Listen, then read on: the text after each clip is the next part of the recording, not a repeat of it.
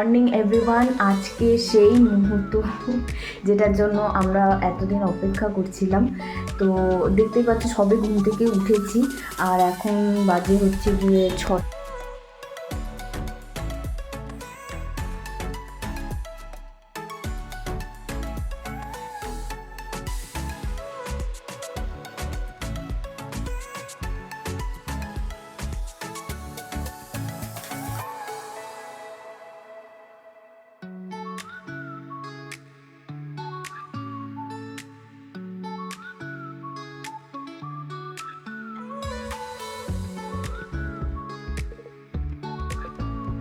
তার জন্য আমি এখন নিচে যাব, নিচে গিয়ে স্নান টান করবো, একটু ফ্রেশ হব। তো তারপরে বেরোবো। আমার একটু নার্ভাস হচ্ছে, মানে নার্ভাসনেস কাজ করছে যে কী হবে না হবে, but hope for the best. দেখা যাক কী হয়। আশা করছি সব ভালো হবে, যা হবে ভগবানের কৃপায়। তো ব্লগটা দেখতে থাকো। তো এখানে দেখো আমি স্নান টান করে একদম ব্যাগ ট্যাগ গুছিয়ে রেডি হয়ে গেছি। রেডি হয়ে আমি বেরিয়ে গেছিলাম। বেরিয়ে ও গাড়িটা নিয়ে এসেছিলো। তারপরে আমরা গাড়িতে উঠি সবাই মিলে, আমি, মা, দিদি আর আমার হাজব্যান্ড। আর হাজব্যান্ড একটা বন্ধু আমাদের সঙ্গে গেছিলো ওই সময়। আর তারপর আমরা গাড়িতে উঠে আমরা সোজা রওনা দিই নার্সিংহোমের উদ্দেশ্যে। তো এখানে নার্সিংহোমে পৌঁছে আমার তো মানে যত সময়টা এগোচ্ছিলো, মানে আমার নার্ভাসনেস এক্সাইটমেন্ট সব একসাথে কাজ করছিল। আমি একটু নার্ভাসটা বেশি ছিলাম, কারণ মানে প্রথমবার ওটি এক্সপিরিয়েন্স করবো। আর এখন তো হাফ অ্যানেস্থেশিয়া করে, পুরো অ্যানেস্থেশিয়াও করে না। তো ওটাও একটা টেনশন ছিল যে কি জানি কি দেখবো না দেখবো, সবই তো দেখতে পাবো শুনতে পাবো। তো সবাই বলে দিয়েছিল যে এই হয়, তো একটা আইডিয়া তো অলরেডি ছিল। আর এখানে দেখো রিসেপশানে গিয়ে ও সব ফর্মালিটিসগুলো করলো, আর এখানেও আমাকে একটু সাহস দিচ্ছে। তো কি যতই সাহস দিক, মনের মধ্যে ভয়টা যেটা হয় সেটা যে মানে ফেস করে সেই জানে। একটা মাই বুঝতে পারে যে কী সমস্যা, মানে কি ভয়টা করে। তারপরে এখানে লিফটটা নামলো, লিফটটা এসে আমি চলে গেলাম। আর এখানে আমার দিদি আমাকে টাটা করছে।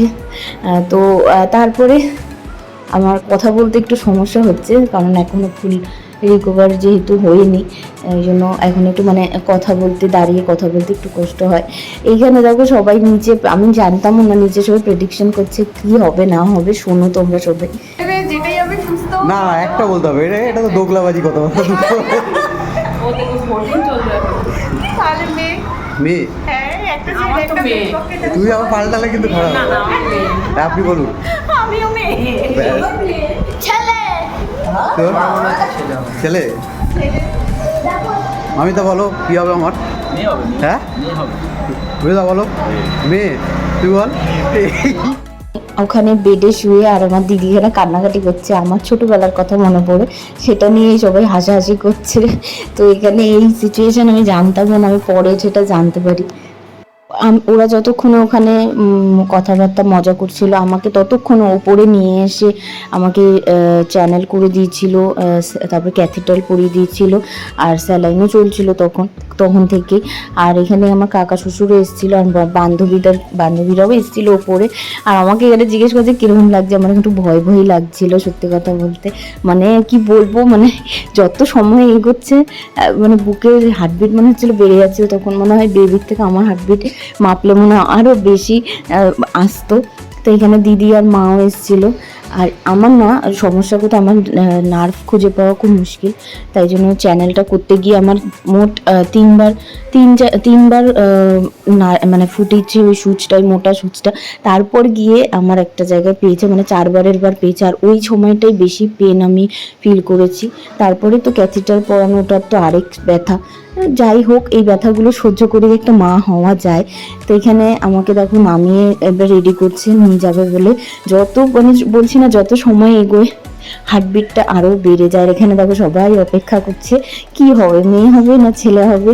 সবাই একটা আলাদা রকমেরই এক্সাইটমেন্ট এদের মানে ওদের মধ্যে কাজ করছে।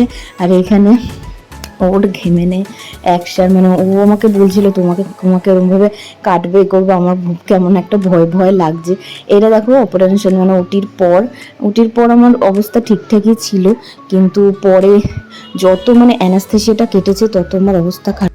তো এই ছিল আজকের ব্লগ। দেখা হচ্ছে পরের ভিডিওতে আমি হোমকামিং ভিডিও যেটা হয় সেটা আমি তোমাদের সাথে শেয়ার করব। তো